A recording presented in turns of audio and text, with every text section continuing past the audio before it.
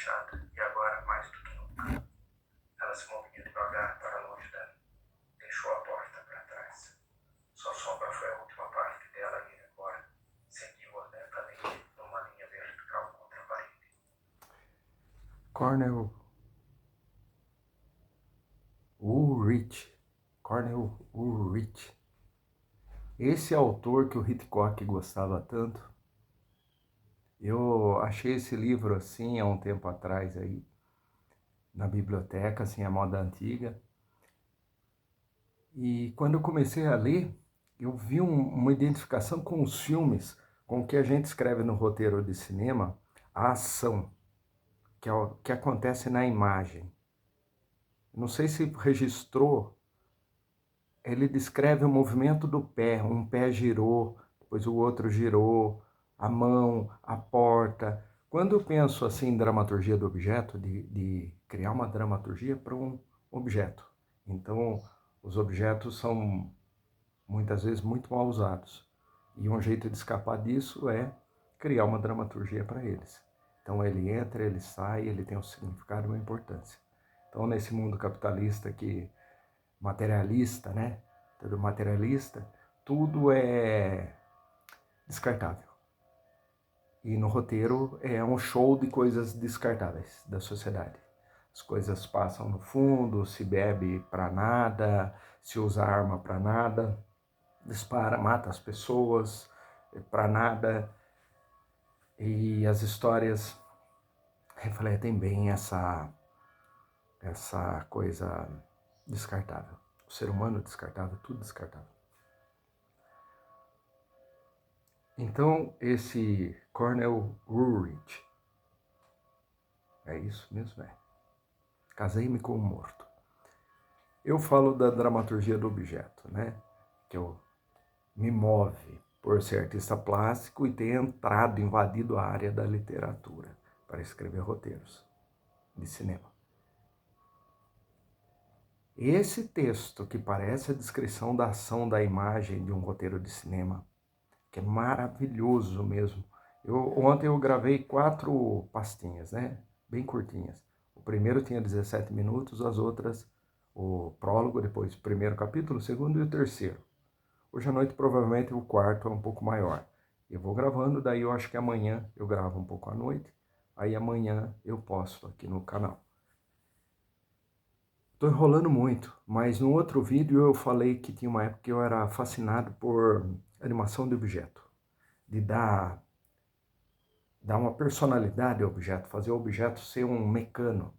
Então tem muitos animadores de objeto, se a gente procurar. Uma coisa é fazer o personagem com cara estilizada. Outra coisa é fazer o personagem imitando a figura humana de maneira mais realista. E outra coisa é pegar um objeto e ver a semelhança dele e na hora de fazê-lo respirar,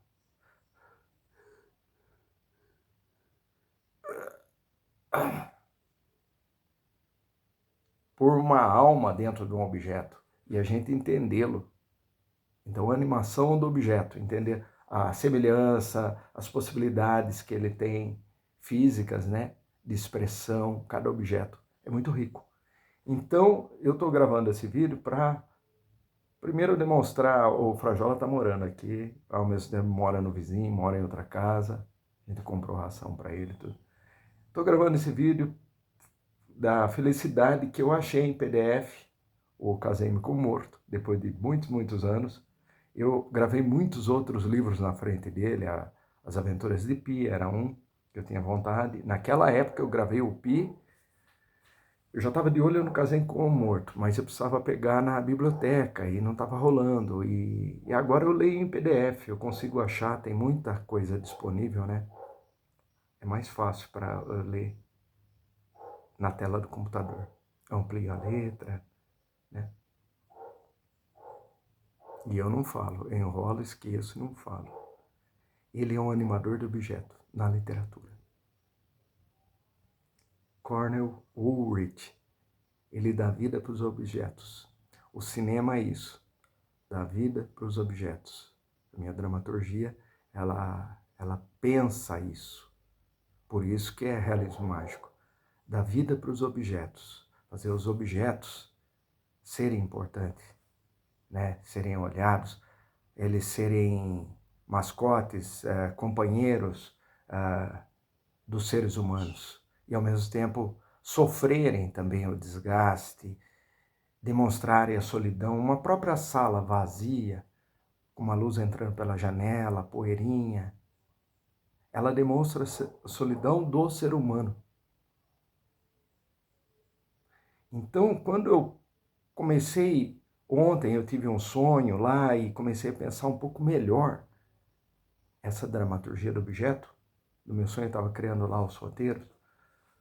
Dentro do sonho eu estava criando e eu me lembro. Depois eu estendi mais um pouco, mas eu ainda estou perdido com aquelas ideias lá.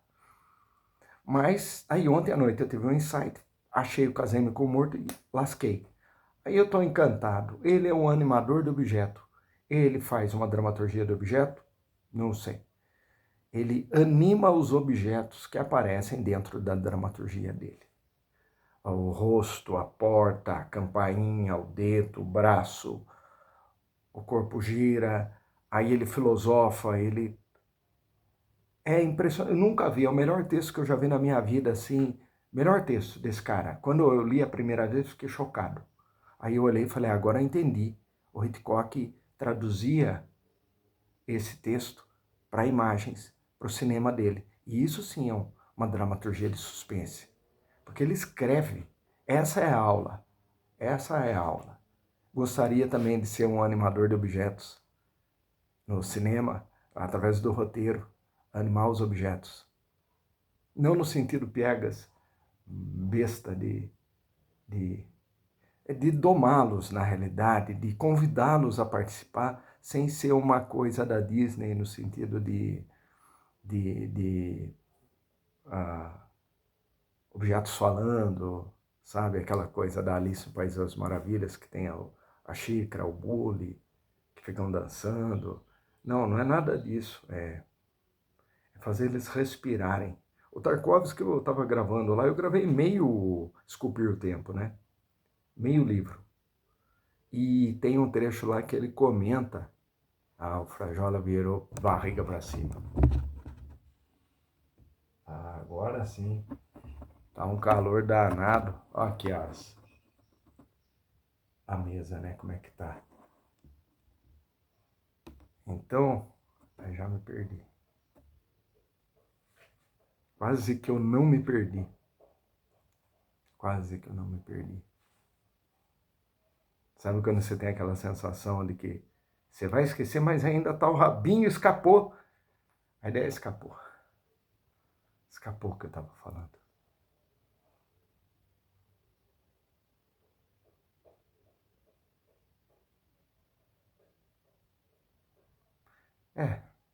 A animação do objeto dentro da literatura. Que na verdade não é essa coisa piegas do Disney, aquela coisa dos objetos falarem. Mas na verdade convidá-los a participar da mise-en-scène de uma maneira onde os seres humanos possam ficar em silêncio e o cenário, lembrei, o Tarkovsky estava falando que cada objeto que tem que tiver na cena, ele tem a importância. Tem que fazer, eu não sei qual é o termo que ele usa, cada copo tem que estar no lugar certo, representando uma ideia, e aquilo tem que ser o cinema.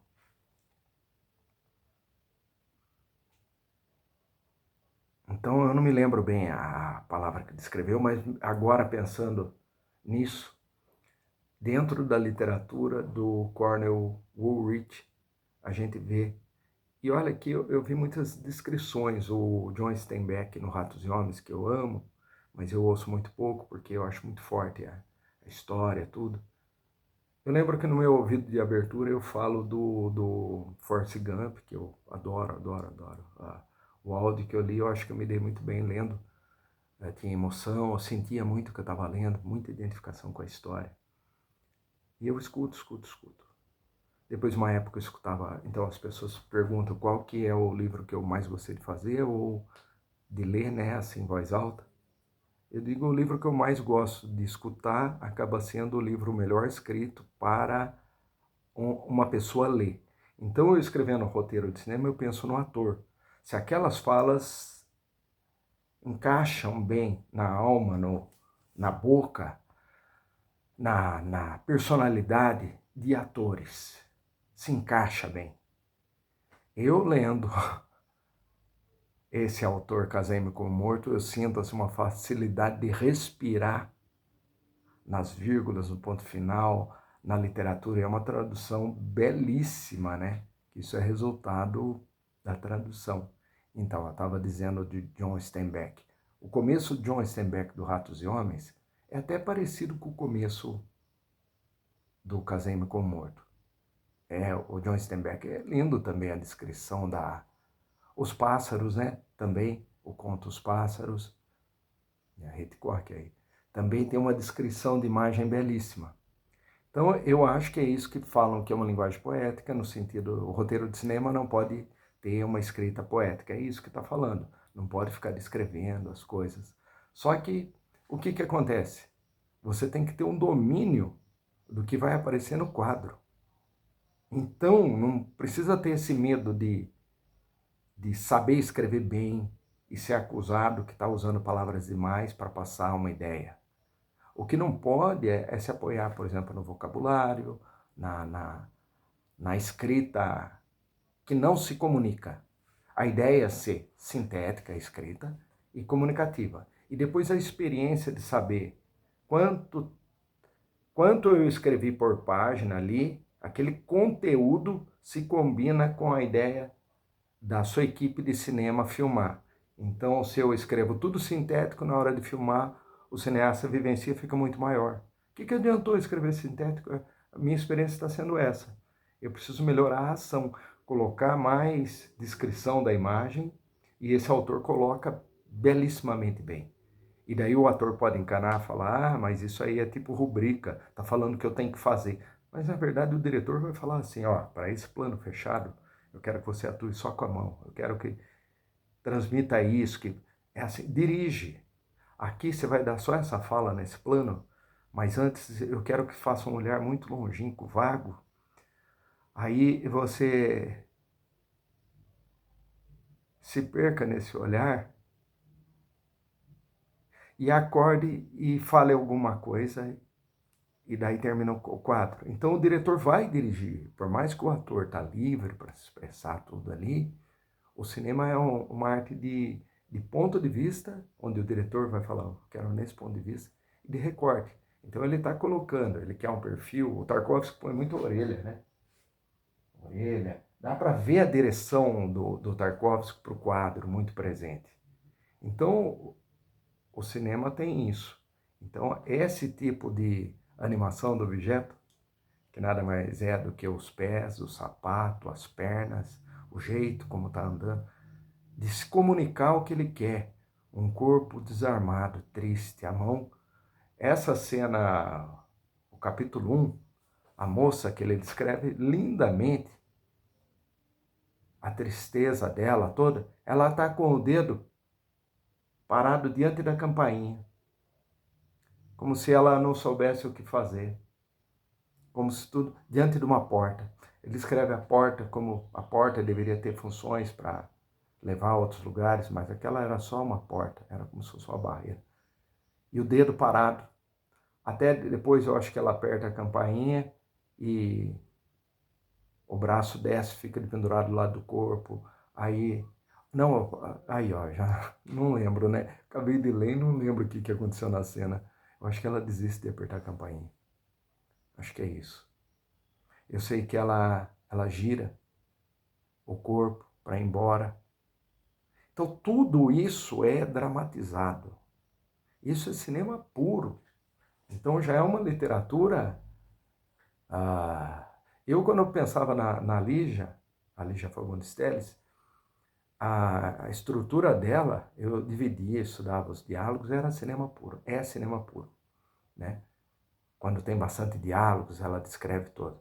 Agora, esse é o melhor autor que faz o cinema de suspense com menos diálogos, A da Lígia, ela faz tudo um equilíbrio. Por isso que eu adoro a Lígia. Por causa disso aí. Para mim, não sabe existir escritor mais no mundo. Só a Lígia dava conta. Assim, ela tinha que ser Nobel. Não foi. Ela escreve muito melhor do que um monte que eu tô lendo aí. Eu olho, acho muito bom tudo, mas ainda acho a Lígia muito melhor escritora. Muito mais talentosa. Nossa. Quem sabe, né? Mais para frente as pessoas redescubram a Lígia. Eu acho a Lígia demais. O que a Clarice é uma intelectual, né? Clarice Lispector, intelectual, tudo. Mas a Lígia, para mim, é que não se compara, né? A Clarice Lispector tem lá aquela pegada dela. Mas tem algumas coisas da Clarice que, bom, eu li pouca coisa, né? Eu li aí, eu tenho o áudio aí do Uma Lição de Vida, né? Uma coisa assim. Eu não sei, encanei com esse livro, fiquei meio receoso. Que me indicaram há muito tempo e tinha um contexto emocional ali, sabe? Acho que a pessoa que me indicou, ela estava misturando as coisas e estava achando que era algo semelhante que acontece com a Lore e o professor, né? E eu acho que eu li de maneira meio capciosa, né? Pensando, o que essa pessoa tá achando? O que ela quer que eu ache? É como se fosse um enigma. Várias vezes na vida me indicaram o livro, sabe? Umas eu tomei fora, outra eu tive um affair, assim, alguma coisa durante um tempo, e entravam com livro. E na época eu não gostava muito de ler livro, não. Aí eu lia para tentar. Olha, eu cito três situações. Esse da Clarice Lispector, eu li pensando, o que a pessoa está querendo me dizer através desse livro? Por que ela insiste tanto que eu leia esse livro? Vou ler. Eu li. O outro livro foi um livro espírita, de uma outra amiga minha, que eu era afim dela, muito tempo atrás, eu era jovem. E daí ela pulava fora, ela se apoiava na ideia de explicar pelo espiritismo. Aí me deu dois livros espírita. Ela teve que ler os dois e ficava tentando entender. Na verdade, eu não sei o que estava acontecendo. Ela estava escorregando e o tonto estava lendo. Eu lia, né? E é o que eu falei, eu não gostava muito. Eu estava fazendo teatro, eu estava em construção. O que eu sou hoje, assim, mentalmente é outra coisa. Eu era gostava de esporte, depois eu ficava só com os desenhos. Aí comecei a fazer o teatro, a ideia do ator, aquela coisa. Daí as peças de teatro, lia, daí comecei a ler, mas até fechar todas as histórias, falar, não, eu quero ficar só com a atuação da câmera, quero escrever, eu preciso ler mais, e daí eu criei essa coisa do audiolivro, né? Ao mesmo tempo eu ajudo as pessoas que têm dificuldade de ler com, né, o livro com os próprios olhos, então ler com os ouvidos. E eu mesmo adoro ler com os ouvidos, porque eu gravo e me escuto.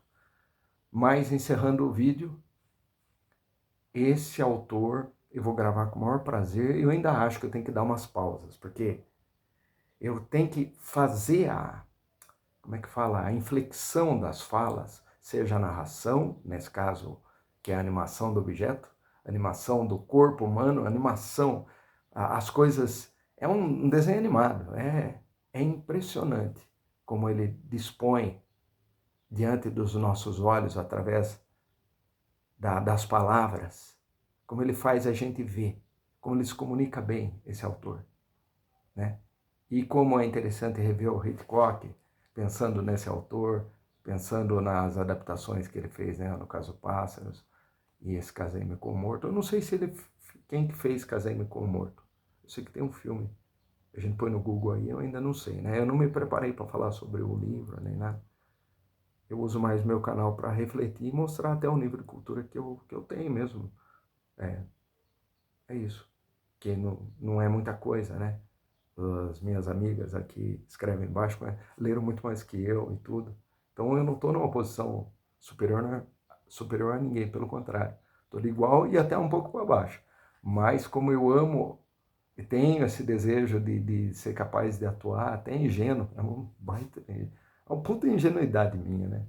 Mas vamos lá. A percepção que eu tive foi animação do objeto. Eu preciso escrever os roteiros do cinema, a dramaturgia, pensando a dramaturgia do objeto, né? Fazer o objeto contar junto com as pessoas as histórias, eles moverem, serem motor, ao mesmo tempo estarem às vezes dentro do conflito, sabe?